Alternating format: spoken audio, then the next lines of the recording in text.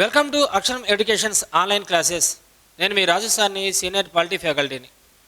ఈరోజు మనం ప్రాథమిక హక్కులకు సంబంధించినటువంటి అంశాల గురించి చెప్పుకుందాం. ప్రాథమిక హక్కులు, ఫండమెంటల్ రైట్స్.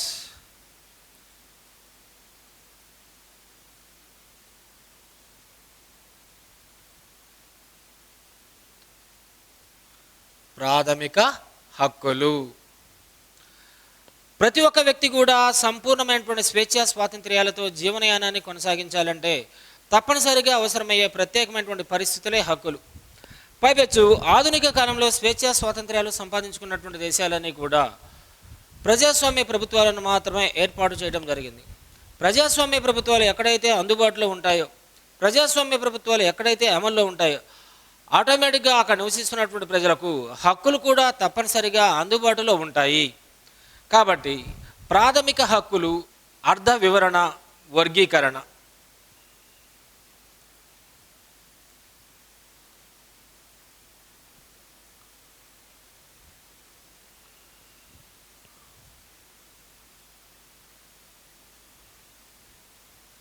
ప్రాథమిక హక్కులు, అర్థ వివరణ మరియు వర్గీకరణ.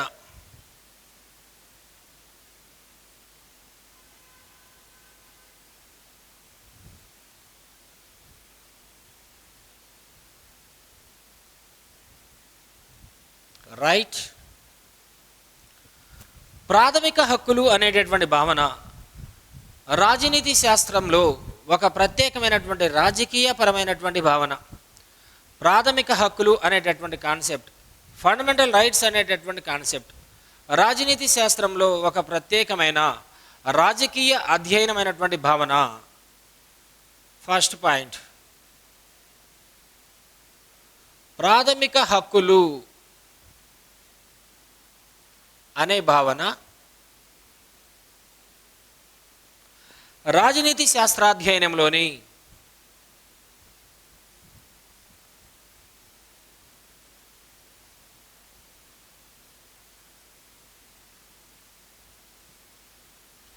రాజనీతి శాస్త్ర అధ్యయనంలో ఒక ముఖ్యమైన రాజకీయ భావన.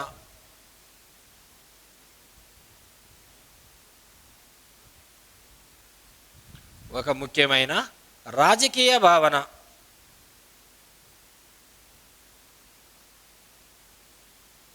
ఈ హక్కులు అనేవి అధికారంలో ఉన్నటువంటి ప్రభుత్వాలకు సంబంధించినటువంటి నిరపేక్షమైనటువంటి అధికారాలపై కొన్ని ప్రత్యేకమైనటువంటి పరిమితులు విధిస్తాయి.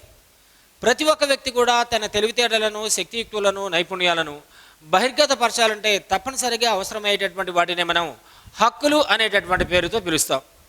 సెకండ్ పాయింట్, హక్కులు ప్రభుత్వాల యొక్క నిరపేక్ష అధికారాలపై,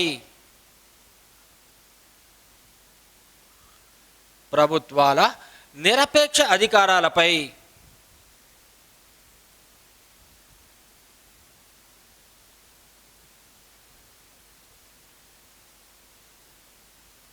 పరిమితులు విధిస్తాయి.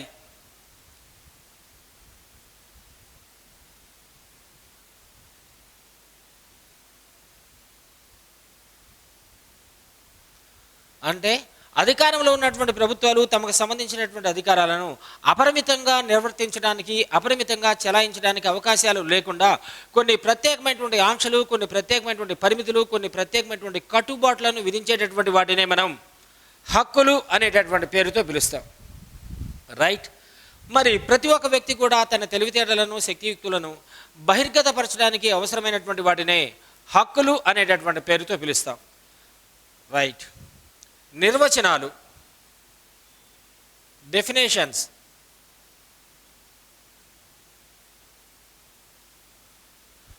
ఒక ప్రభుత్వం యొక్క గొప్పతనం అది ప్రజలకు కల్పించినటువంటి హక్కులపై ఆధారపడి ఉంటుంది అని ప్రముఖ రాజనీతి శాస్త్రవేత్త అయినటువంటి హెచ్జే లాస్కీ అభిప్రాయపడ్డాడు. ఒక ప్రభుత్వం యొక్క గొప్పతనం అది తన ప్రజలకు అందించినటువంటి హక్కులపై ఆధారపడి ఉంటుంది అనేటటువంటి అంశాన్ని ప్రముఖ రాజనీతి శాస్త్రవేత్త అయినటువంటి హెచ్జే లాస్కీ అభిప్రాయపడ్డాడు. ఫస్ట్ వన్,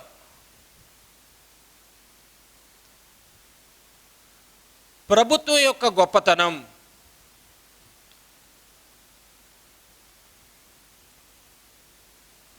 ప్రభుత్వం యొక్క గొప్పతనం అది పౌరులకు కల్పించిన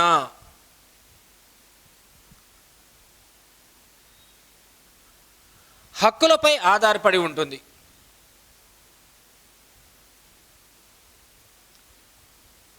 ఒక ప్రభుత్వం యొక్క గొప్పతనం తన దేశంలో నివసిస్తున్నటువంటి ప్రజలకు అందించినటువంటి హక్కులపై ఆధారపడి ఉంటుంది.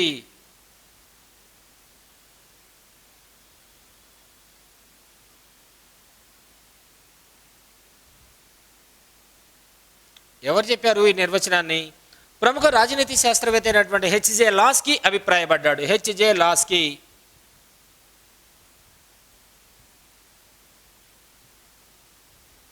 నెక్స్ట్, ప్రతి ఒక్క వ్యక్తి కూడా సంపూర్ణ స్వేచ్ఛా స్వాతంత్ర్యాలతో జీవనయానాన్ని కొనసాగించాలంటే తప్పనిసరిగా అవసరమయ్యే ప్రత్యేకమైనటువంటి పరిస్థితులే హక్కులు. సెకండ్,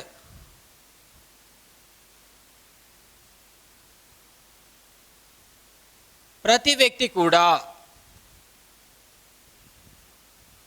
సంపూర్ణ స్వేచ్ఛా స్వాతంత్ర్యాలతో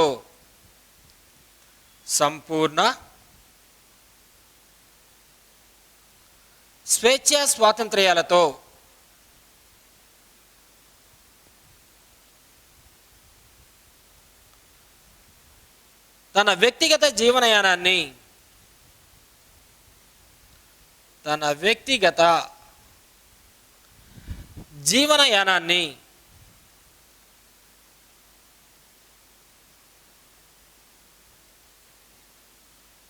సుఖంగా సంతోషంగా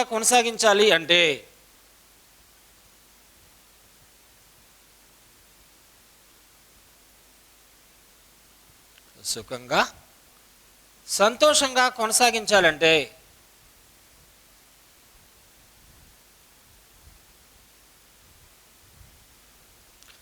తప్పనిసరిగా అవసరమయ్యే ప్రత్యేకమైనటువంటి పరిస్థితులే హక్కులు.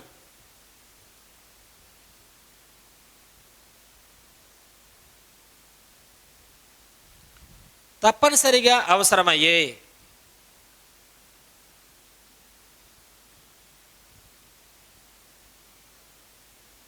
ప్రత్యేకమైన పరిస్థితులే హక్కులు.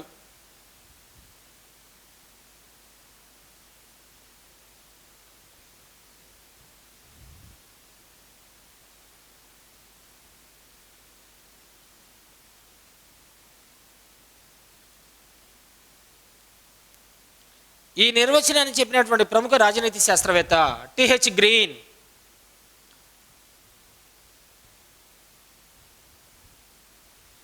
అలానే సమాజం ద్వారా గుర్తింపు పొంది రాజ్యం ద్వారా అమలుపరచబడేవే హక్కులు. థర్డ్ వన్,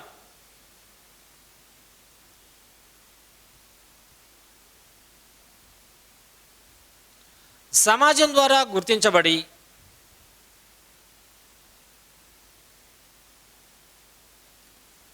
రాజ్యం ద్వారా అమలుపరచబడేవే హక్కులు.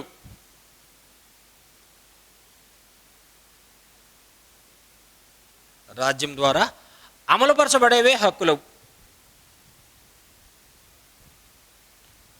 అమలుపరచబడేవే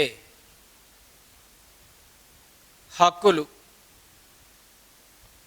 ఈ నిర్వచనాన్ని చెప్పిన ప్రముఖ రాజనీతి శాస్త్రవేత్త బొసాంకే.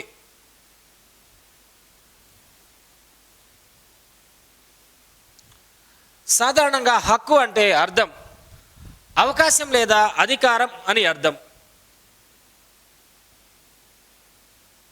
హక్కు అనగా అర్థం అవకాశం లేదా అధికారం అని అర్థం. అవకాశం లేదా అధికారం అని అర్థం. అధికారాలు కలిగినటువంటి ప్రతి ఒక్క వ్యక్తి కూడా ఆజ్ఞలు జారీ చేయడానికి అవకాశాలు ఉంటాయి. అలానే హక్కులను కలిగినటువంటి ప్రతి ఒక్క పౌరులు కూడా ఆదేశించడానికి ఆజ్ఞలు జారీ చేయడానికి అవకాశం ఉంటుంది. కాబట్టి హక్కు అనగా అర్థం ఏంటి? అవకాశం లేదా అధికారం అని అర్థం. రైట్. ఇంత ప్రాధాన్యత కలిగినటువంటి హక్కులను మనం రెండు రకాలుగా వర్గీకరించుకున్నాం. హక్కుల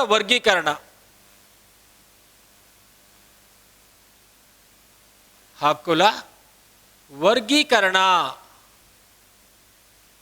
క్లాసిఫికేషన్ ఆఫ్ రైట్స్. సాధారణంగా హక్కులను రెండు రకాలుగా వర్గీకరించుకున్నాం.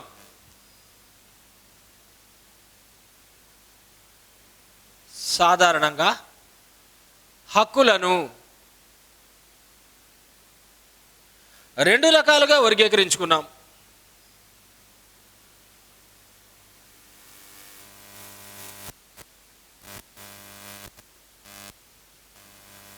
రాజనీతి శాస్త్రవేత్తలు హక్కులను సాధారణంగా ఎన్ని రకాలుగా వర్గీకరించడం జరిగింది అంటే రెండు రకాలుగా వర్గీకరించడం జరిగింది. ఒకటి నైతిక హక్కులు,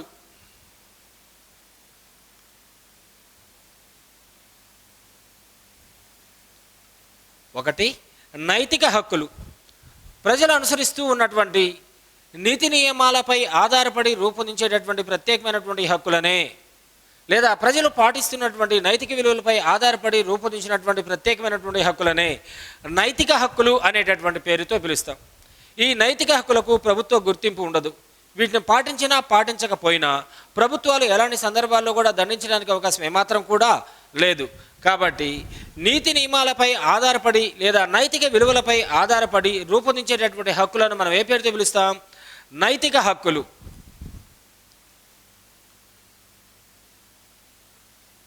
నైతిక విలువల ఆధారంగా రూపొందించబడిన హక్కులు.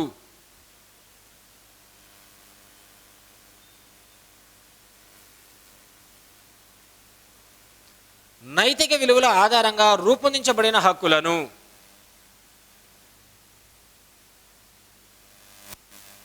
నైతిక హక్కులు అంటారు.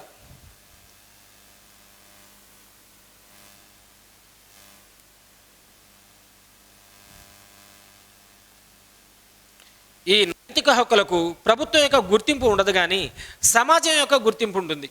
ఈ నైతిక హక్కులకు ప్రభుత్వం యొక్క గుర్తింపు కానీ, చట్టం యొక్క గుర్తింపు కానీ, చట్టబద్ధత కానీ ఏమాత్రం కూడా ఉండవు, కానీ సమాజం ద్వారా గుర్తించబడేటటువంటి ప్రత్యేకమైనటువంటి హక్కులనే నైతిక హక్కులు అనేటటువంటి పేరుతో కూడా పిలుస్తాం. దీనికి బెస్ట్ ఎగ్జాంపుల్ ఉపాధ్యాయులు విద్యార్థుల నుండి ప్రత్యేకంగా గౌరవాన్ని స్వీకరించాలి అని కోరుకోవడం, రైట్.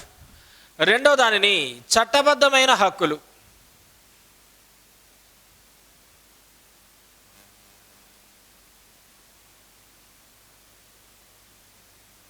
చట్టబద్ధమైన హక్కులు.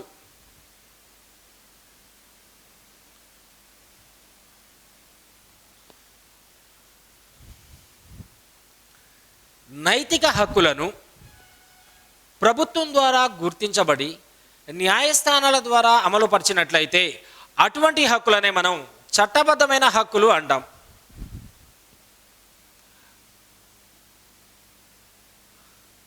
నైతిక హక్కులకు ప్రభుత్వ గుర్తింపు లభించి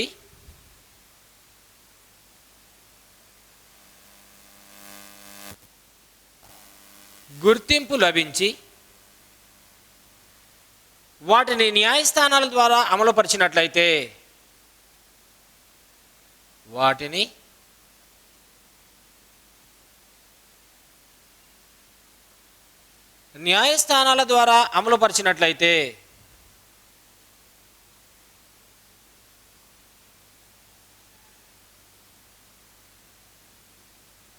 వాటిని చట్టబద్ధమైన హక్కులు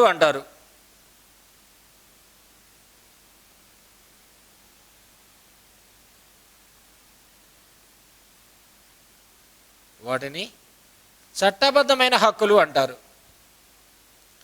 ఈ చట్టబద్ధమైన హక్కులకు ప్రభుత్వ గుర్తింపు ఉంటుంది. కాబట్టి వీటిని ఎవరైనా సరే ఉల్లంఘించినట్లయితే అటువంటి వ్యక్తులను శిక్షించడానికి అవకాశం ఖచ్చితంగా ఉంది, రైట్. Star symbol. నైతిక హక్కులకు ప్రభుత్వ గుర్తింపు లభించి న్యాయస్థానాల ద్వారా అమలుపరుస్తూ ఉన్నట్లయితే అటువంటి హక్కులనే మనం చట్టబద్ధమైన హక్కులు అనేటటువంటి పేరుతో పిలుస్తాం. ఈ చట్టబద్ధమైన హక్కులను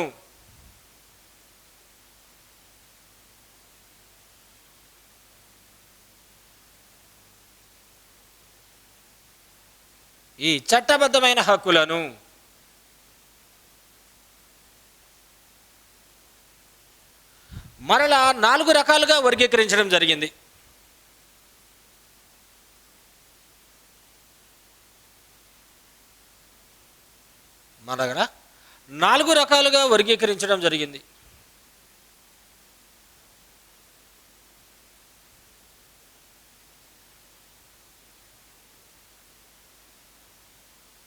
రైట్. ఫస్ట్, సాధారణంగా హక్కులను ఎన్ని రకాలుగా వర్గీకరించుకున్నాం? రెండు. ఒకదాన్ని నైతిక హక్కులు అంటాం, రెండో దాన్ని చట్టబద్ధ హక్కులు అంటాం. మళ్ళీ ఈ చట్టబద్ధమైన హక్కులను ఎన్ని రకాలుగా వర్గీకరణ చేయడం జరిగింది? ప్రముఖ రాజనీతి శాస్త్రవేత్తలు 4 రకాలుగా వర్గీకరించడం జరిగింది. 1,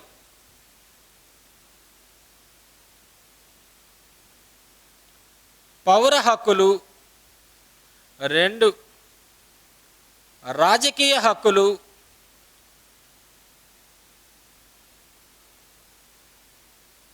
3, ఆర్థిక హక్కులు.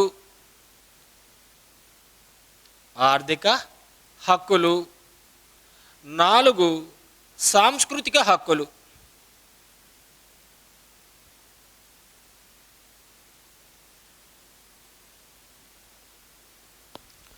పౌర హక్కులు అంటే ఏంటి? దేశంలో నివసిస్తున్నటువంటి ప్రజల మధ్య ఎలాంటి జాతి, కుల, మత, స్త్రీ, పురుష, లింగ, వర్ణ వ్యత్యాసాలను పాటించకుండా అందరికీ ఒకే రకమైనటువంటి సమానమైనటువంటి అవకాశాలను కల్పించడాన్ని మనం పౌర హక్కులు అంటాం. అంటే ఏంటి? జీవించే హక్కు, విద్యా హక్కు, కుటుంబ హక్కు మొదలైనటువంటి వాటిని మనం పౌర హక్కులు అనేటటువంటి పేరుతో పిలవచ్చు. రెండో దాన్ని రాజకీయ హక్కులు. రాజ్య కార్యకలాపాలలో పాల్గొనడానికి లేదా రాజ్యానికి సంబంధించినటువంటి రాజకీయ కార్యకలాపాల్లో పాల్గొనడానికి అవకాశాన్ని కల్పించే ప్రత్యేకమైనటువంటి హక్కులనే మనం రాజకీయ హక్కులు అనేటటువంటి పేరుతో పిలుస్తాం. అంటే ఎన్నికల్లో ఓటు వేసే హక్కు, ఎన్నికల్లో పోటీ చేసే హక్కు, ప్రభుత్వ పదవులను పొందే హక్కు, అధికారంలో ఉన్నటువంటి ప్రభుత్వాలను విమర్శించేటటువంటి హక్కు మొదలైనటువంటి వాటిని మనం రాజకీయ హక్కులు అనేటటువంటి పేరుతో పిలుస్తాం. 3, ఆర్థిక హక్కులు. అంటే తన ఆహారాన్ని సంపాదించుకోవడానికి, ఉపాధిని పెంపొందించుకోవడానికి, గౌరవప్రదమైనటువంటి జీవనయానాన్ని కొనసాగించుకోవడానికి అవకాశాన్ని కల్పించే ప్రత్యేకమైనటువంటి హక్కులనే మనం ఆర్థిక హక్కులు అంటాం. దీనికి బెస్ట్ ఎగ్జాంపుల్ పనిచేసే హక్కు, పనికి తగినటువంటి వేతనాన్ని పొందేటటువంటి హక్కు. సాంస్కృతిక హక్కు. దేశంలో నివసిస్తున్నటువంటి ప్రతి ఒక్క పౌరులు కూడా తన సంస్కృతిని, ఆచారాలను కాపాడుకోవడానికి అవకాశాన్ని కల్పించినటువంటి ప్రత్యేకమైనటువంటి హక్కునే మనం సాంస్కృతిక హక్కు అనేటటువంటి పేరుతో పిలుస్తాం. హక్కులను సాధారణంగా 2 రకాలు. ఒకదాన్ని నైతిక హక్కులు, 2 చట్టబద్ధమైన హక్కులు. ఈ చట్టబద్ధమైన హక్కులను మరలా మనం ఎన్ని రకాలుగా వర్గీకరించుకున్నాం? 4 రకాలుగా వర్గీకరించడం జరిగింది. 1, పౌర హక్కులు. 2, రాజకీయ హక్కులు. 3, ఆర్థిక హక్కులు. 4, సాంస్కృతిక హక్కులు. Okay sir. ప్రాథమిక హక్కులు. ఇంత ప్రాధాన్యత కలిగినటువంటి ప్రాథమిక హక్కులను మనం ఏ రాజ్యాంగం నుండి స్వీకరించడం జరిగింది అన్నట్లయితే అమెరికా రాజ్యాంగం నుండి స్వీకరించడం జరిగింది. ఓకే, ఇలా అమెరికా రాజ్యాంగం నుండి స్వీకరించినటువంటి ప్రాథమిక హక్కులను మన భారత రాజ్యాంగంలోని 3వ విభాగంలో 12 నుండి 35 వరకు గల అధికరణలు ప్రాథమిక హక్కులకు సంబంధించిన అన్ని అంశాలను గురించి స్పష్టంగా వివరిస్తాయి. నోట్: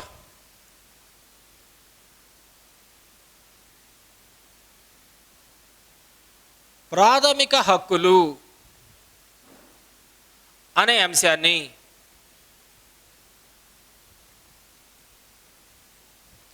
అమెరికా రాజ్యాంగం నుండి స్వీకరించడం జరిగింది.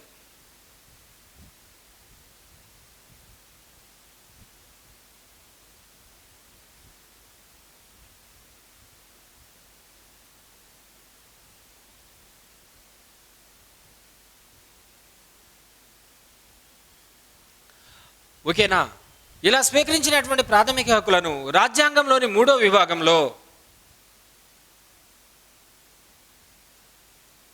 రాజ్యాంగంలోని 3వ విభాగంలో 12 నుండి నిన్నటి వరకు 11 అయిపోయినాయి. 12 నుండి 35 వరకు గల అధికరణలు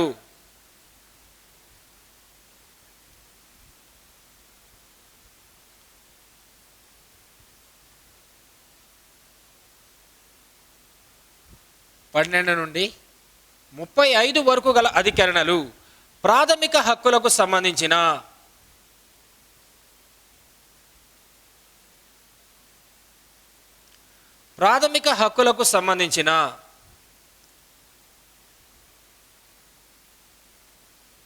అన్ని అంశాలను గురించి స్పష్టంగా వివరిస్తాయి.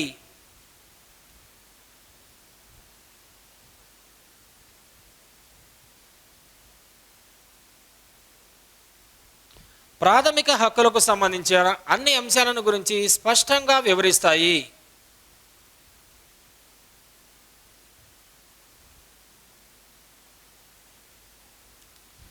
అమెరికాలో ఈ హక్కులను బిల్ ఆఫ్ రైట్స్ రూపంలో అమెరికా రాజ్యాంగంలో ప్రత్యేకంగా పొందుపరచడం జరిగింది. మరి మన భారత రాజ్యాంగంలో 3వ విభాగంలో ఈ ప్రాథమిక హక్కులను పొందుపరచడానికి ప్రాథమిక హక్కుల ఉపసంఘానికి లేదా ప్రాథమిక హక్కుల ఉప కమిటీకి చైర్పర్సన్గా ఉన్నటువంటి జేబీ కృపాలాని ఇచ్చినటువంటి ప్రత్యేకమైనటువంటి సిఫార్సుల మేరకు మన భారత రాజ్యాంగంలోని 3వ విభాగంలో ఈ ప్రాథమిక హక్కులను ప్రత్యేకంగా పొందుపరచడం జరిగింది. Star symbol. చట్టబద్ధమైన హక్కులకు రాజ్యాంగ ప్రతిపత్తిని కల్పించి లేదా చట్టబద్ధమైన హక్కులను రాజ్యాంగబద్ధంగా గుర్తించి వాటికి ఒక ప్రత్యేకమైనటువంటి ప్రతిపత్తిని కల్పించినట్లయితే అటువంటి వాటినే మనం ప్రాథమిక హక్కులు అంటాం. నోట్.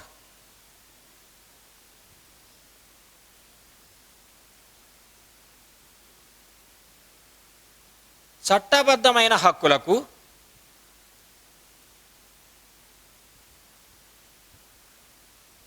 రాజ్యాంగబద్ధత కల్పించి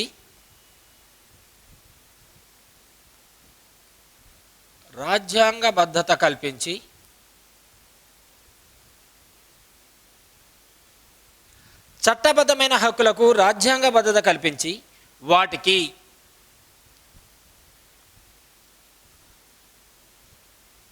ఒక విశిష్ట స్థానం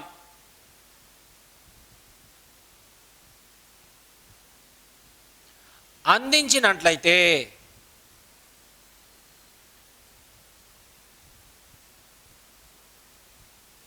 అటువంటి వాటినే ప్రాథమిక హక్కులు అంటారు. వాటిని ప్రాథమిక హక్కులు అంటారు.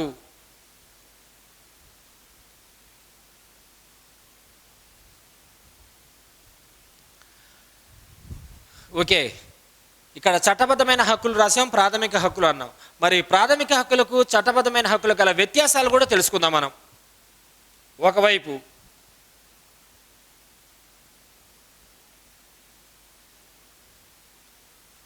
ప్రాథమిక హక్కులు, రెండో వైపు చట్టబద్ధమైన హక్కులు.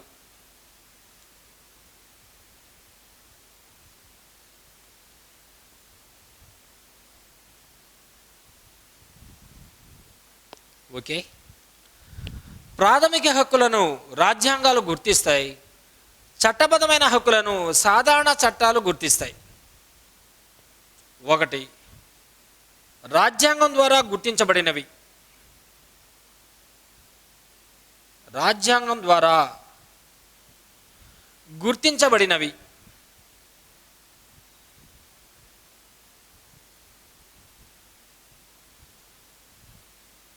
సాధారణ చట్టాల ద్వారా గుర్తించబడినవి చట్టబద్ధమైన హక్కులు.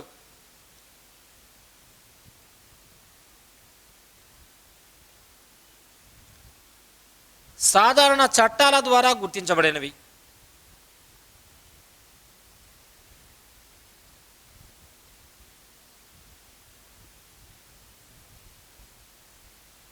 రైట్. రాజ్యాంగ చట్టాల ద్వారా గుర్తించబడితేనేమో ప్రాథమిక హక్కులు అంటాం, సాధారణ చట్టాల ద్వారా గుర్తించబడితేనేమో వాటిని చట్టబద్ధమైన హక్కులు అంటాం. రైట్.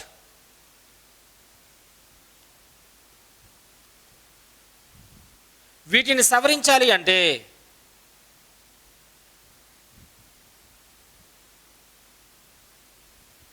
ప్రత్యేక మెజారిటీ పద్ధతి ద్వారా మాత్రమే సవరించాలి. ప్రత్యేక మెజారిటీ పద్ధతి ద్వారా మాత్రమే సవరించాలి.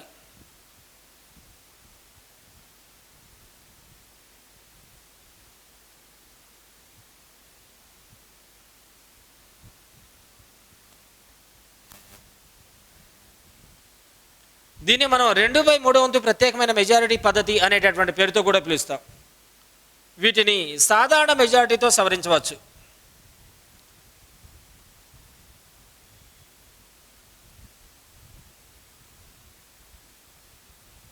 సాధారణ మెజారిటీతో సవరించవచ్చు.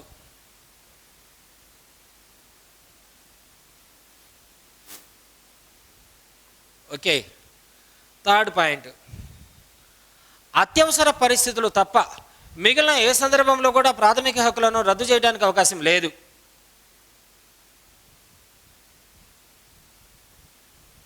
అత్యవసర సమయాలలో తప్ప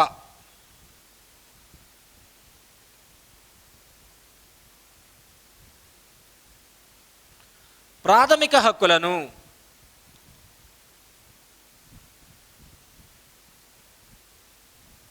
రద్దు చేయలేము.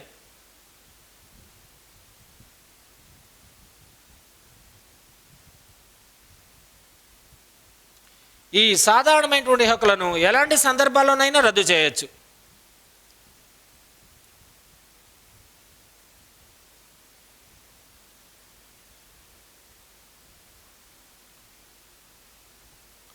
రద్దు చేయవచ్చు.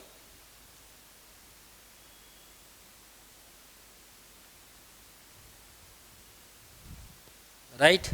అత్యవసర సమయాలు అంటే ఏంటి?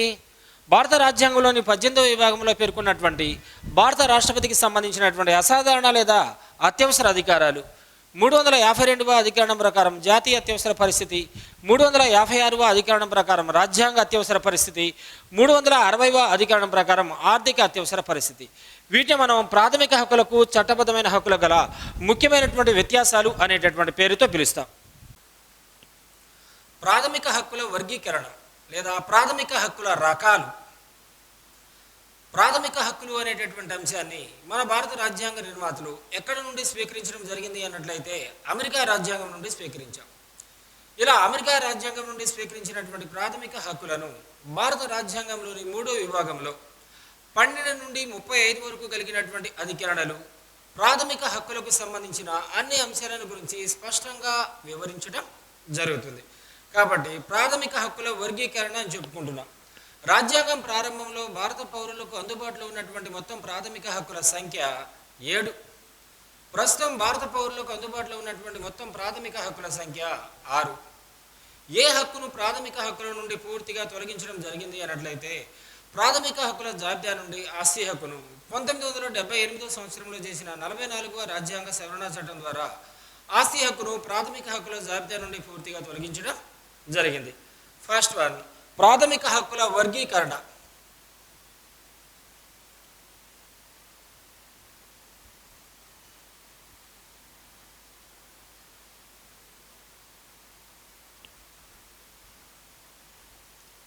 ప్రాథమిక హక్కుల వర్గీకరణ.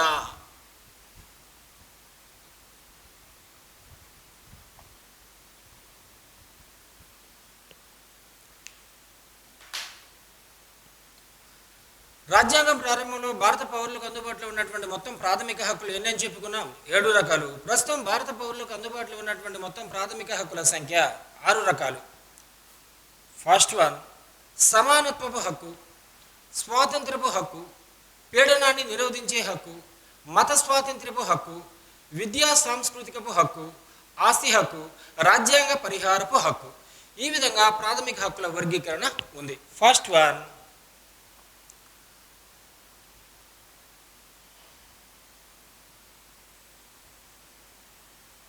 ప్రారంభంలో ప్రాథమిక హక్కులు.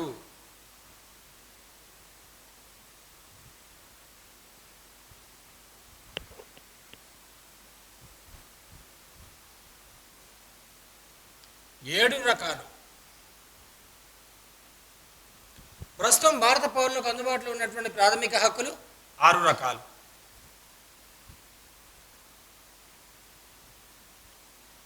ప్రస్తుతం 6 రకాలు. ఫస్ట్ వన్, సమానత్వపు హక్కు, right to equality.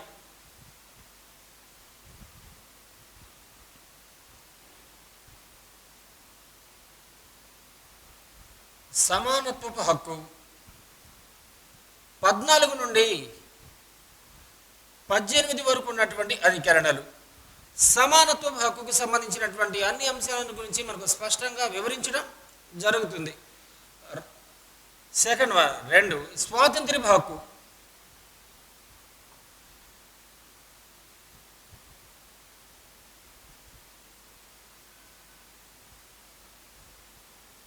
Right to independence అంటాం. ఆర్టికల్స్ 19 నుంచి 22 వరకు ఉన్నటువంటి అధికరణలు. మూడోది పీడనాన్ని నిరోధించే హక్కు. దీన్ని మనం రైట్ టు అగైనెస్ట్ ఎక్స్ప్లోటేషన్ అంటాం, లేదా దోపిడీని నిరోధించే హక్కు అనేటటువంటి పేరుతో కూడా పిలవచ్చు. థర్డ్ వన్ పీడనాన్ని నిరోధించే హక్కు.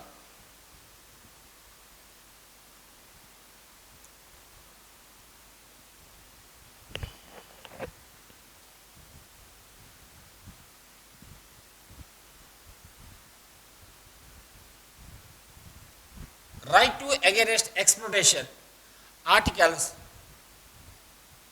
23 మరియు 24 అధికరణలు. ఫోర్త్ వన్ మత స్వాతంత్ర్యపు హక్కు, right to freedom of religion. మత స్వాతంత్ర్యపు హక్కు.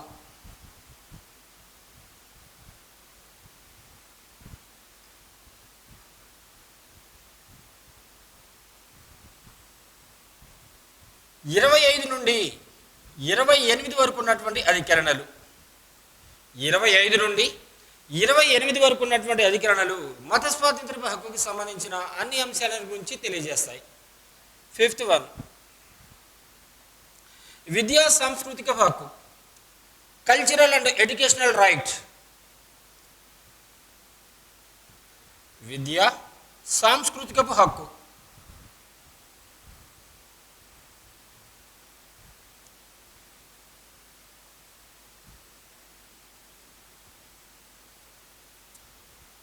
ఇరవై 29 నుండి 30 అధికరణలు. తర్వాత ఇక్కడ ఇంటూ పెడుతున్నాను, అంటే ఇది లేదు అని. ఆస్తి హక్కు, రైట్ టు ప్రాపర్టీ.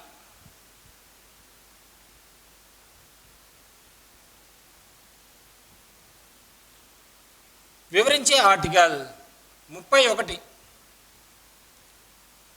తర్వాత 6th వన్ రాజ్యాంగ పరిహారపు హక్కు, కాన్స్టిట్యూషనల్ రెమెడీ రైట్. రాజ్యాంగ పరిహారపు హక్కు.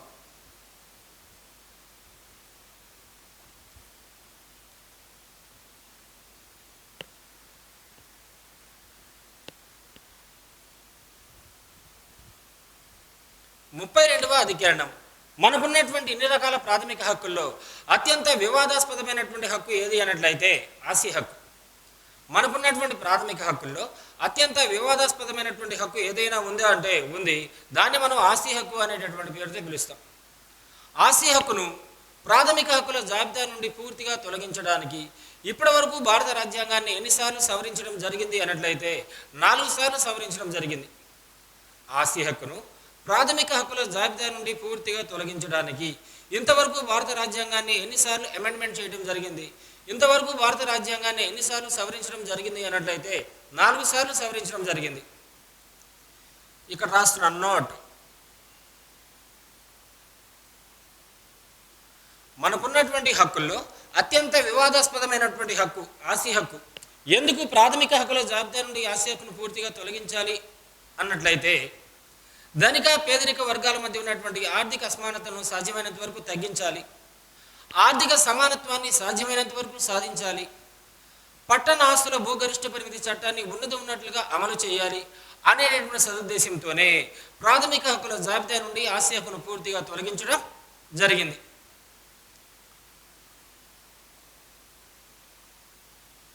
ఆస్తి హక్కును తొలగించడానికి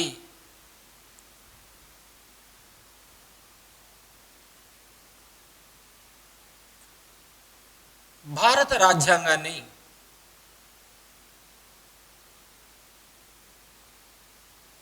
4 సార్లు సవరించడం జరిగింది.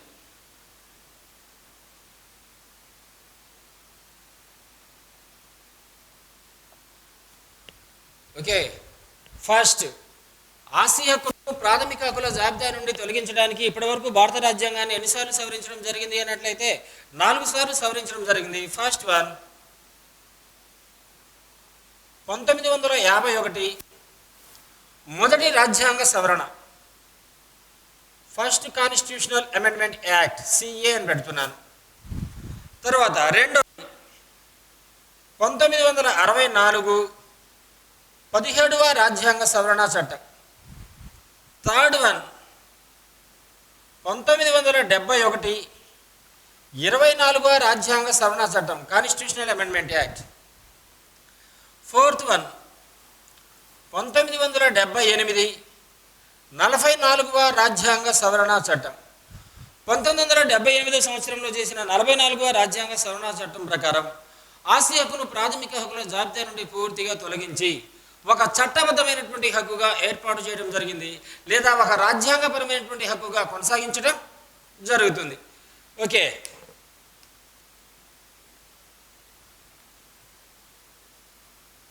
భారత రాజ్యాంగంలోని 12వ విభాగంలో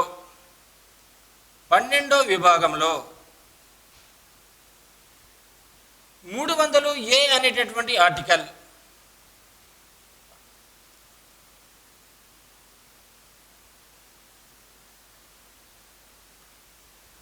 ఆస్తి హక్కును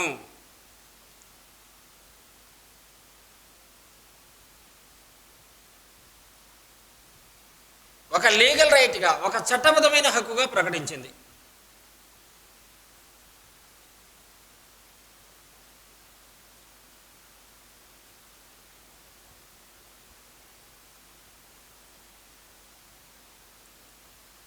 భారత రాజ్యాంగంలోని 12వ విభాగంలో 300A అనేటటువంటి అధికరణం ప్రకారం ప్రస్తుతానికి ఆస్తి హక్కు ఏ విధమైనటువంటి హక్కుగా చలామణి అవుతుంది, ఏ విధమైనటువంటి హక్కుగా కొనసాగుతుంది అన్నట్లయితే ఒక చట్టబద్ధమైనటువంటి హక్కుగా మాత్రమే కొనసాగుతూ ఉంది 12వ విభాగంలోని 300A అనేటటువంటి అధికరణం ప్రకారం. అయితే ఇంతకుముందే మనం చెప్పుకున్నాం, ప్రాథమిక హక్కులకు సంబంధించినటువంటి అంశాలను గురించి భారత రాజ్యాంగంలో ఎక్కడి నుంచి ఎక్కడి వరకు ఉన్నటువంటి ఆర్టికల్స్ తెలియజేస్తాయి అన్నట్లయితే 12 నుండి 35 వరకు ఉన్నటువంటి అధికరణలు ప్రాథమిక హక్కులకు సంబంధించిన అన్ని అంశాలను గురించి స్పష్టంగా వివరించడం జరుగుతుంది అని చెప్పుకున్నాం. రైట్, ఫస్ట్ వన్ 12వ అధికరణం.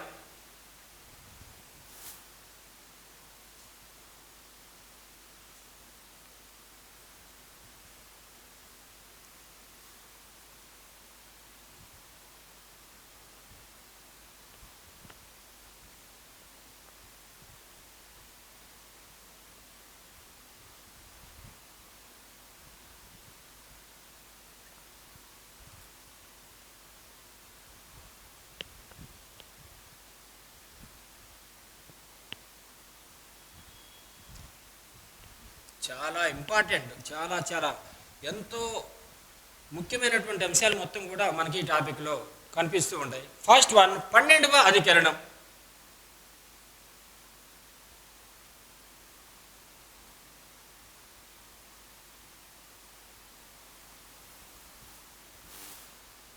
పన్నెండవ అధికరణం దేని గురించి తెలియజేస్తుంది? డెఫినేషన్ ఆఫ్ ద స్టేట్, రాజ్యం యొక్క నిర్వచనాన్ని గురించి తెలియజేస్తుంది. ఏంటి? రాజ్యం యొక్క నిర్వచనం మరియు దాని ప్రాముఖ్యతకు సంబంధించినటువంటి అంశాలను గురించి వివరించే ప్రత్యేకమైనటువంటి ఆర్టికల్ 12వ అధికరణం. రాజ్యం యొక్క నిర్వచనం మరియు ప్రాముఖ్యత.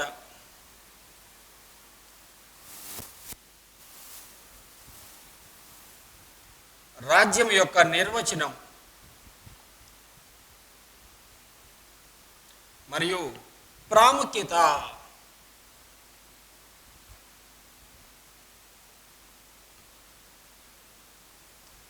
వాస్తవంగా ప్రాథమిక హక్కులను ఎందుకు ఏర్పాటు చేయడం జరిగింది, ఎందుకు ప్రత్యేకంగా భారత రాజ్యాంగంలో గుర్తించడం జరిగింది అంటే, రాజ్యం యొక్క నిరపేక్షమైనటువంటి అధికారాలను పరిమితం చేయాలి అనేటటువంటి సదుద్దేశంతోనే ప్రాథమిక హక్కులను మన భారత రాజ్యాంగంలో ప్రత్యేకంగా గుర్తించబడటం జరిగింది.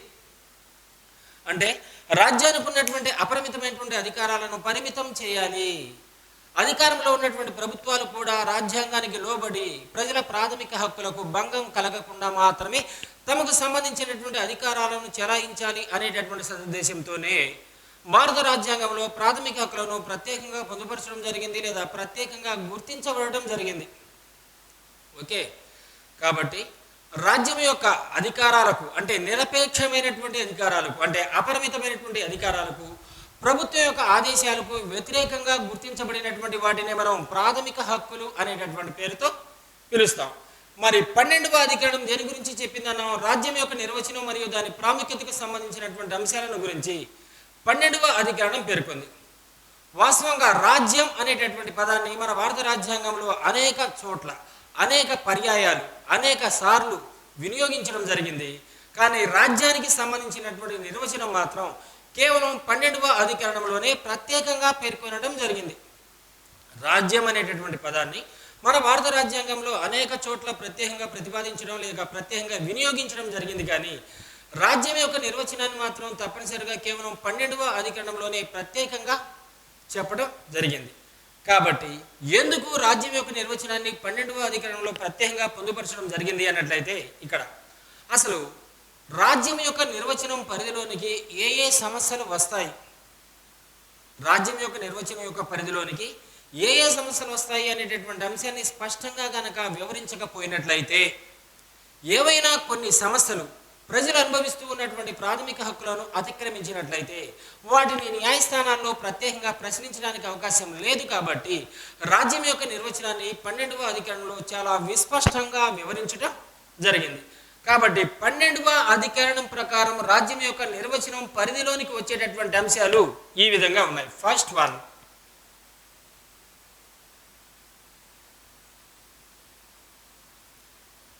కేంద్ర రాష్ట్ర ప్రభుత్వాలు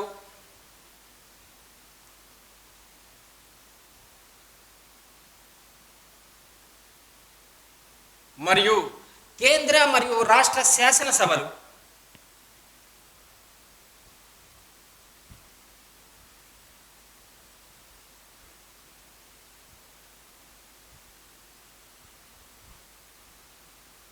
కేంద్ర మరియు రాష్ట్ర శాసనసభలు. సెకండ్ వన్, స్థానిక ప్రభుత్వాలు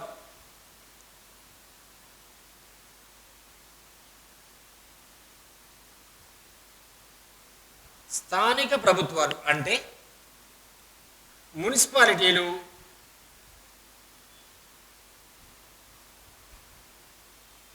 పంచాయతీలు,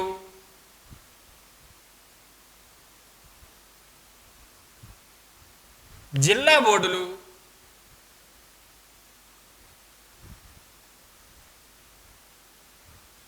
లాస్ట్ వన్ ట్రస్టులు.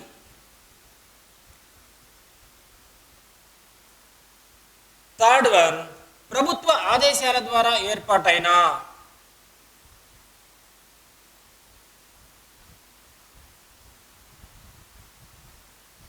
ప్రభుత్వ ఆదేశాల ద్వారా ఏర్పాటైన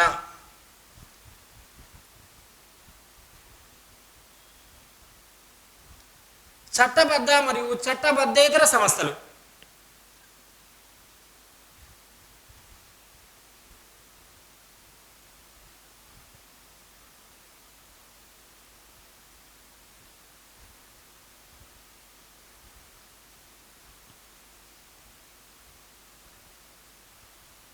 చట్టబద్ధ మరియు చట్టబద్ధేతర సంస్థలు. దీనికి best example LIC, ONGC, NTPC.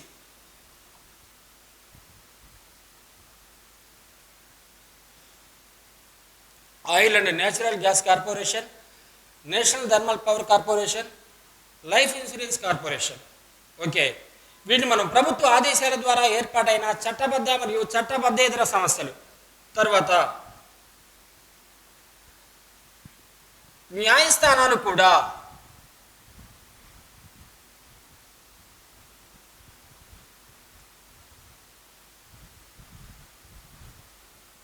రాజ్యం యొక్క నిర్వచనం పరిధిలోనికే వస్తాయి.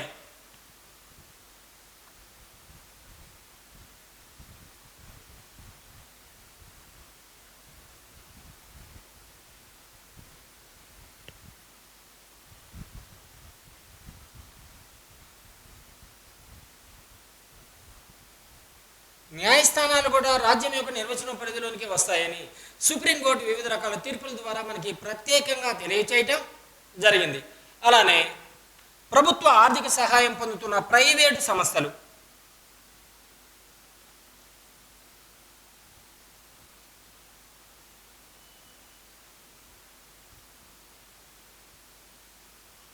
ప్రభుత్వ ఆర్థిక సహాయం పొందుతున్న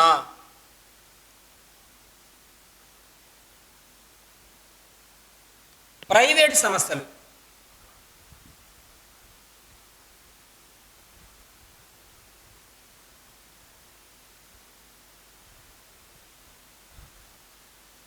ఇవన్నీ కూడా 12వ అధికరణంలో పేర్కొన్నటువంటి రాజ్యం యొక్క నిర్వచనం పరిధిలోనికి వచ్చేటటువంటి ప్రత్యేకమైనటువంటి అంశాలు. అయితే మనం ఇప్పటిదాకా చెప్పుకున్నటువంటి ఈ అంశాలే కాకుండా మరి ఏ ఇతర సమస్య అయినా సరే రాజ్యం యొక్క నిర్వచనం పరిధిలోనికి వస్తుందా అనేటటువంటి అంశంపై సుప్రీంకోర్టు ఒక ప్రత్యేకమైనటువంటి వివాదంపై ఒక స్పష్టమైనటువంటి తీర్పును ప్రకటించింది.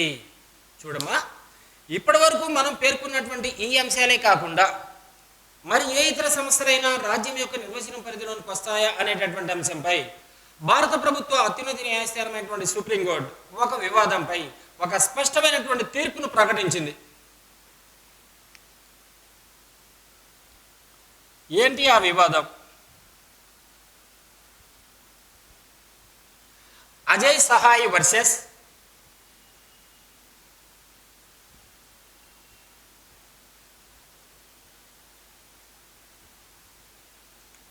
అజయ్ సహాయ్ వర్సెస్ ఖలీద్ ముజీద్ వివాదం.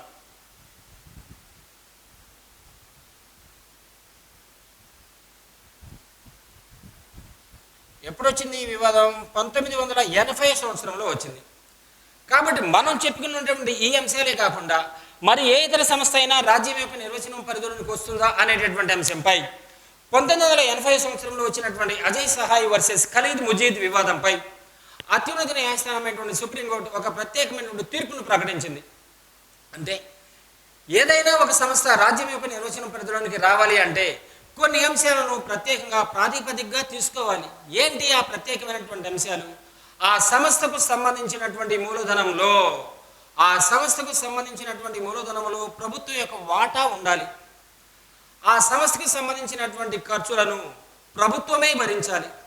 ఆ సంస్థకు సంబంధించినటువంటి అంశాలపై పూర్తి పాలనాపరమైనటువంటి నియంత్రణాధికారం ప్రభుత్వానికి మాత్రమే ఉండాలి.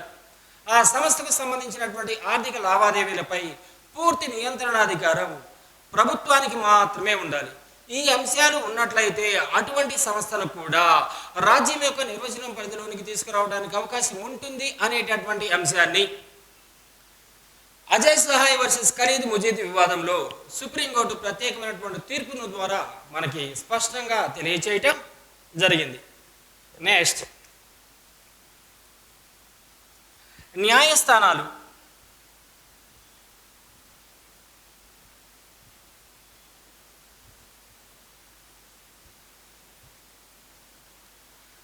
న్యాయస్థానాలు కూడా రాజ్యం యొక్క నిర్వచనం పరిధిలోనికే వస్తాయని చెప్పుకున్నాం మనం పైన.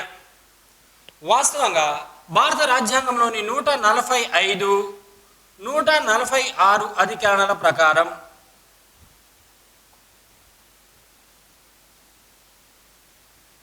సుప్రీంకోర్టు తనకు కావలసినటువంటి నిబంధనలను తానే రూపొందించుకోవచ్చు. ఎస్సీ అంటున్నాను, అంటే సుప్రీంకోర్టు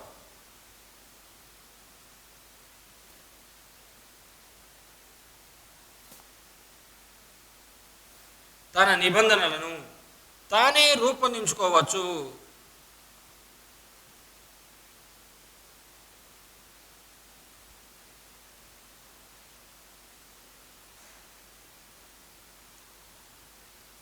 సుప్రీంకోర్టు తనకు సంబంధించినటువంటి నిబంధనలను తానే రూపొందించుకోవచ్చు. 145 ఏంటి?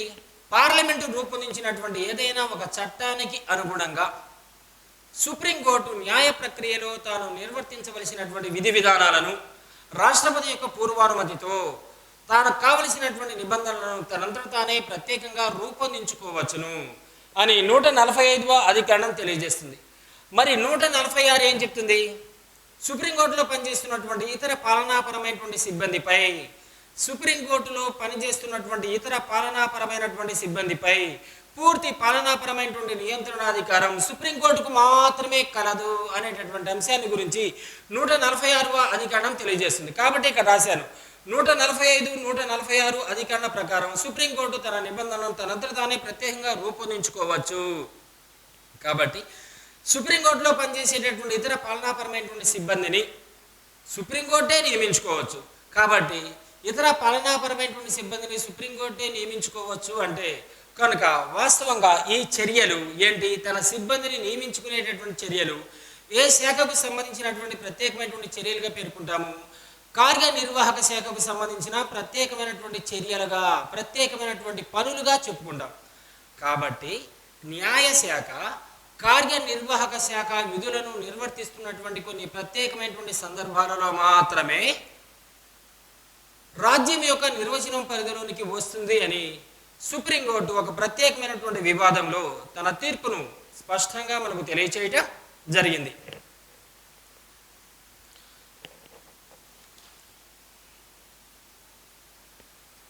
ఓకే, ఏంటి ఆ వివాదం అన్నట్లయితే,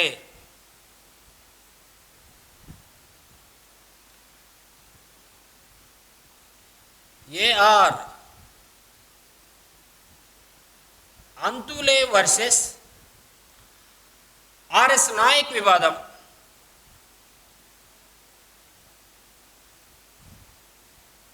ఎప్పుడు వచ్చింది?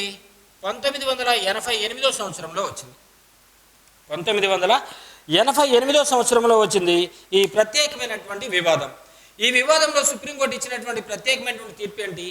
న్యాయశాఖ కార్యనిర్వాహక శాఖకు సంబంధించినటువంటి విధులను నిర్వర్తిస్తున్నటువంటి సందర్భాలలో మాత్రమే రాజ్యం యొక్క నిర్వచనం పరిధిలోనికి వస్తుంది అని ఈ వివాదంపై సుప్రీంకోర్టు ప్రత్యేకమైనటువంటి తీర్పును ప్రకటించింది. ఓకే, నెక్స్ట్, రాజ్యం యొక్క నిర్వచనం పరిధి నుండి మినహాయించినటువంటి అంశాలు, మినహాయింపులు.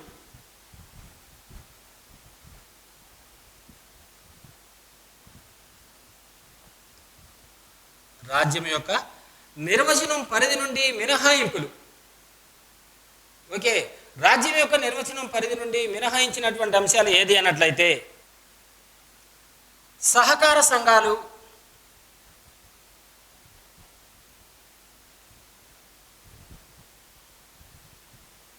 BCCI, Bharat cricket control of India అంటాం. తర్వాత ప్రభుత్వ ఆర్థిక సహాయం పొందని ప్రైవేటు సంస్థలు,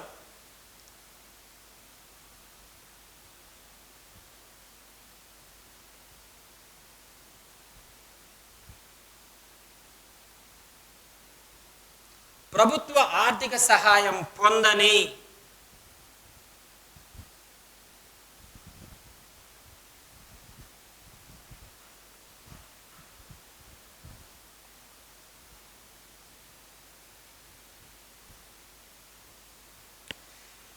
ఇవన్నీ కూడా రాజ్యం యొక్క నిర్వచన పరిధిలోనికి రావడానికి అవకాశం ఏమాత్రం కూడా లేదు.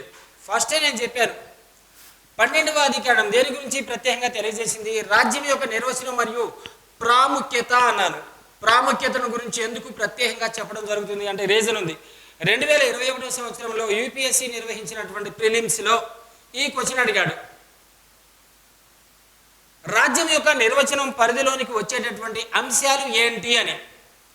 2021 సంవత్సరం యూపీఎస్సీ నిర్వహించినటువంటి ప్రిలిమ్స్ ఎగ్జామ్స్లో రాజ్యం యొక్క నిర్వచనం పరిధిలోనికి వచ్చేటటువంటి అంశాలు ఏంటి అని సరైనటువంటి సమాధానాన్ని గుర్తించండి అని చెప్పి ఈ క్వశ్చన్ ప్రత్యేకంగా అడగడం జరిగింది. అలాంటి సందర్భాలలో ఈ అంశాలను మనం ప్రాతిపదికగా తీసుకున్నట్లయితే ఆ క్వశ్చన్ రాంగ్ అవుతుంది. 2021 సంవత్సరంలో ప్రిలిమ్స్లో జరిగినటువంటి క్వశ్చన్లో రాజ్యం యొక్క నిర్వచనం పరిధిలోనికి వచ్చేటటువంటి అంశాలు అంటే ఒక అభ్యర్థికి సంబంధించినటువంటి పరిజ్ఞానాన్ని ఇంకాస్త లోతుగా విశ్లేషించాలి, ఇంకాస్త లోతుగా కనిపెట్టాలి అనేటటువంటి ఉద్దేశంతో మన పరిజ్ఞానాన్ని గుర్తించడానికి ఈ రకమైనటువంటి క్వశ్చన్ను ప్రత్యేకంగా అడగటం జరిగింది. ఓకే, ప్రాముఖ్యత అన్నాను.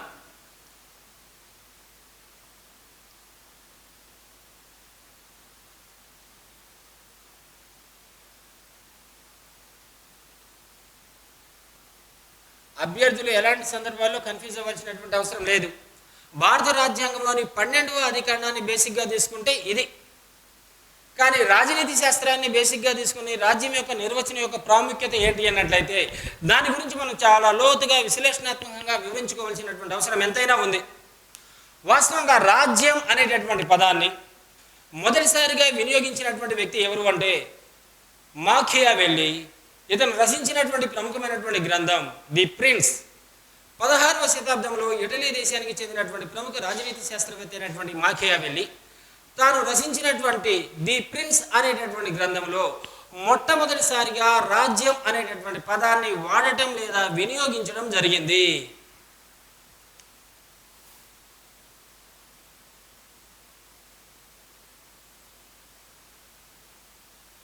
రాజ్యం అనే పదాన్ని 16వ శతాబ్దంలో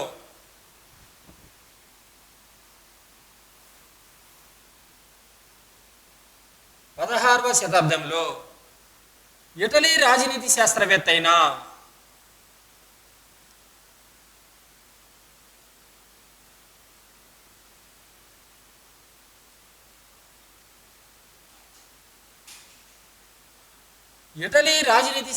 అయిన మాకియావెల్లి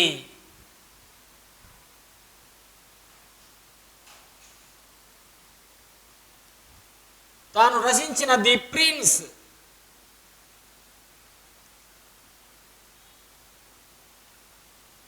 అనే గ్రంథంలో 16వ శతాబ్దానికి చెందినటువంటి మాకియావెల్లి అనేటటువంటి ఇటలీ రాజనీతి శాస్త్రవేత్త తాను రచించినటువంటి ది ప్రిన్స్ అనేటటువంటి గ్రంథంలో మొదటిసారిగా రాజ్యం అనేటటువంటి పదాన్ని వినియోగించడం లేదా వాడడం జరిగింది. ఆ తర్వాత ప్రముఖ ఫ్రెంచి రాజనీతి శాస్త్రవేత్త అయినటువంటి జాన్ బోడిన్ రాజ్యాన్ని సెకండ్ పాయింట్ రాస్తున్నాను. ఫ్రెంచి రాజనీతి శాస్త్రవేత్త అయిన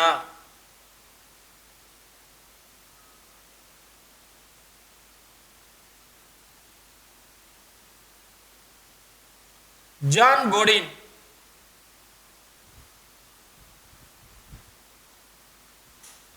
రాజ్యాన్ని రిపబ్లిక్ గా సంబోధించారు. రిపబ్లిక్.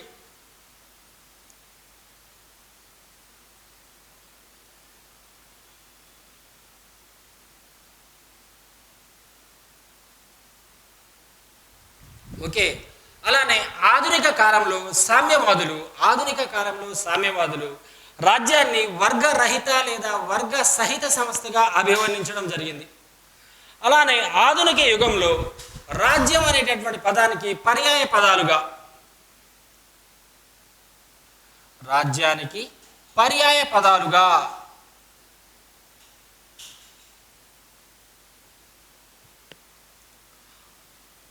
ప్రాంతం, ప్రభుత్వం,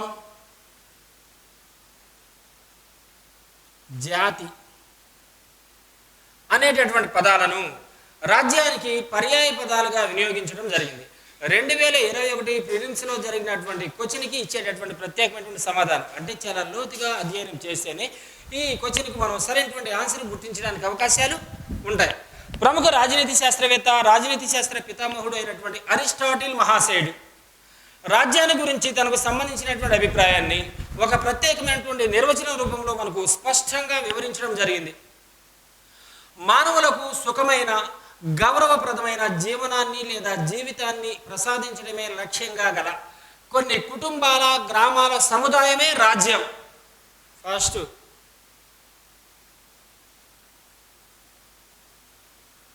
మానవునికి సుఖమైన, గౌరవప్రదమైన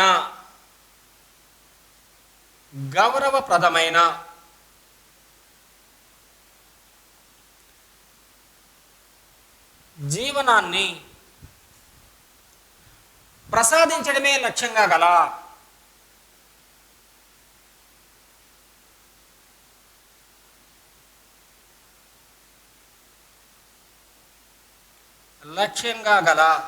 కొన్ని కుటుంబాల, గ్రామాల సముదాయమే రాజ్యం.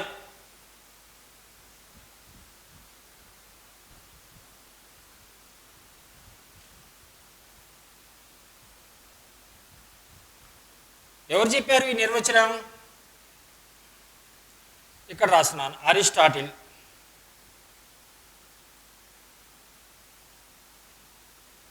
ఓకే. ఒక నిర్ణీత ప్రదేశంలో శ్రీనివాసులై శాసనబద్ధులై జీవించే ప్రజా సముదాయమే రాజ్యం. రెండోది, ఒక నిర్ణీత ప్రదేశంలో స్థిర నివాసులై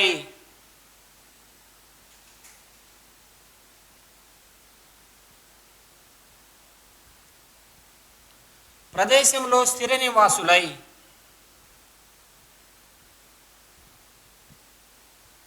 శాసనబద్ధులై జీవించే ప్రజా సమూహమే రాజ్యం.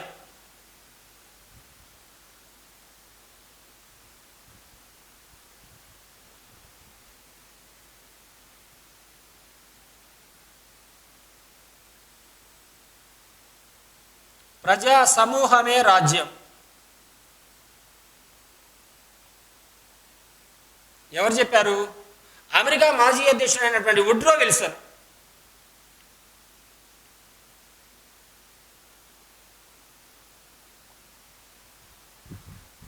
ఓకే, థర్డ్ వన్,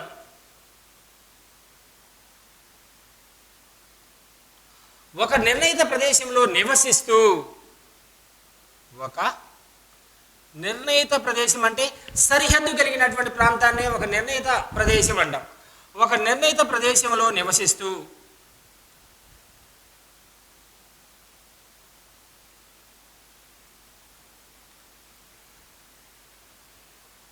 రాజకీయంగా వ్యవస్థీకృతమైన సమూహమే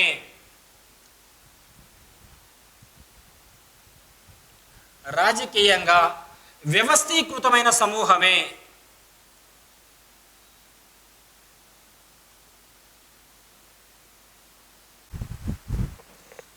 ఈ నిర్వచనాన్ని చెప్పినటువంటి వ్యక్తి బ్లంట్స్లీ.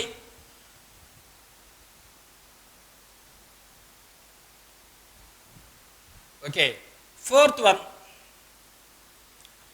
ఒక నిర్ణీత ప్రదేశంలో స్థిర నివాసులై స్వతంత్రంగా ఉంటూ శాసనబద్ధులై జీవించేటటువంటి ప్రజా సమూహమే రాజ్యం.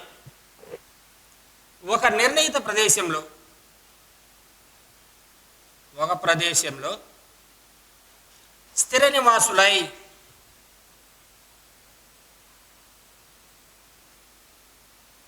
స్వతంత్రంగా ఉంటూ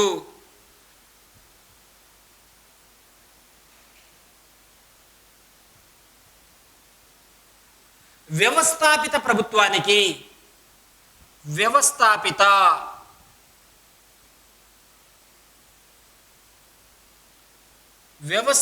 ప్రభుత్వానికి విధేయత ప్రకటించే ప్రజా సమూహమే రాజ్యం.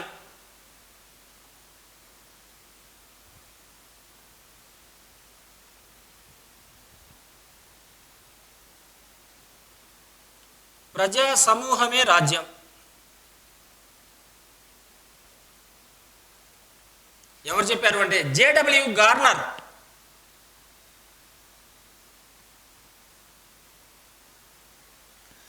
ఈ 4 నిర్వచనాలను బేసిక్గా తీసుకున్నట్లయితే దీన్ని మనం రాజ్యం అని పిలవాలంటే తప్పనిసరిగా దానికంటే కొన్ని ప్రత్యేకమైనటువంటి మౌలిక లక్షణాలు ఉండాలి. ఆ ప్రత్యేకమైనటువంటి లక్షణాలు ఉన్నటువంటి సందర్భంలో మాత్రమే దీన్ని మనం రాజ్యం అనేటటువంటి పేరుతో పిలవడానికి అవకాశాలు ఉంటాయి. ఈ 4 నిర్వచనాలను బేసిక్గా తీసుకున్నట్లయితే రాజ్యం లక్షణాలు: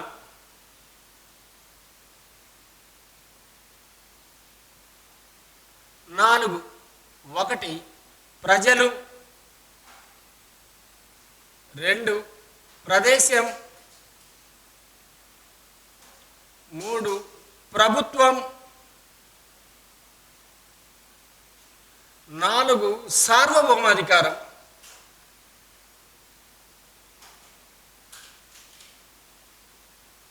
ఈ 4 లక్షణాలు ఉంటేనే దాన్ని మనం రాజ్యం అనేటటువంటి పేరుతో పిలవడానికి అవకాశం ఉంటుంది. ఈ రాజనీతి శాస్త్రవేత్తలు తెలియజేసినటువంటి నిర్వచనాలను బేసిక్గా తీసుకున్నట్లయితే ఓకే, ప్రజలు లేకుండా దాన్ని మనం రాజ్యం అని పిలవడానికి అవకాశం ఏమాత్రం కూడా లేదు. ఓకే, అయితే ఒక రాజ్యంలో ప్రజలు ఎంతమంది ఉండాలి అనేటటువంటి అంశంపై ప్రముఖ రాజనీతి శాస్త్రవేత్తల మధ్య భిన్నాభిప్రాయాలు ఉన్నాయి. అంటే ఒకే రకమైనటువంటి స్పష్టమైనటువంటి అభిప్రాయం లేదు.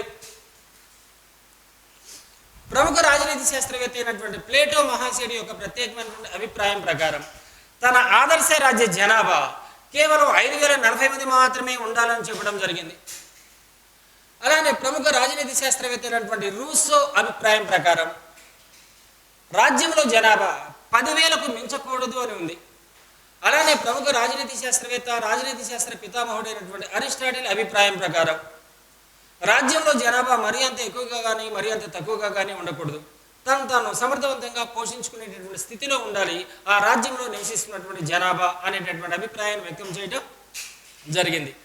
కాబట్టి తప్పనిసరిగా ప్రజలు అనేటటువంటి వాళ్ళు ఉంటేనే దాన్ని రాజ్యం అంటాం. ఖచ్చితంగా ఎంతమంది ప్రజలు ఉండాలన్న నిబంధన అంటూ ఏది లేదు.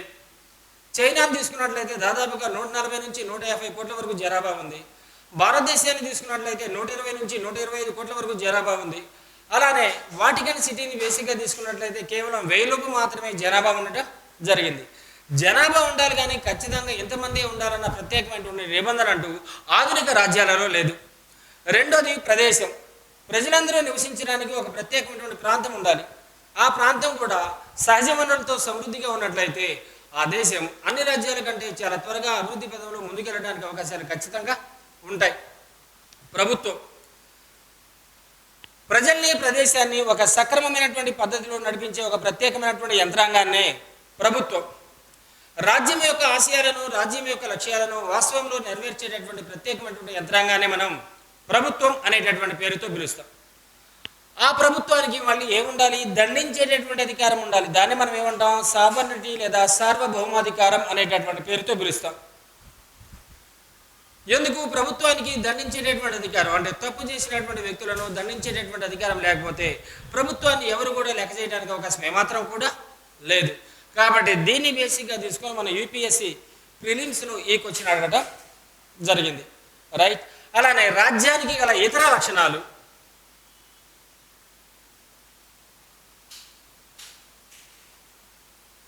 ఇతర లక్షణాలు ఉండొచ్చు, ఉండకపోవచ్చు.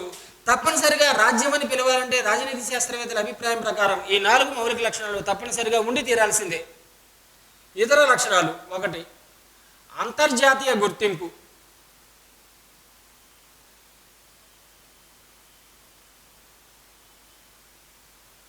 2 శాశ్వత తత్వం పర్మినెన్స్,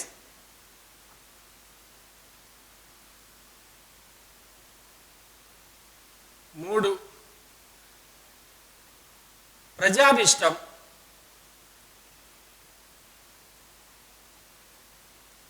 4 సాధారణ విధేయత.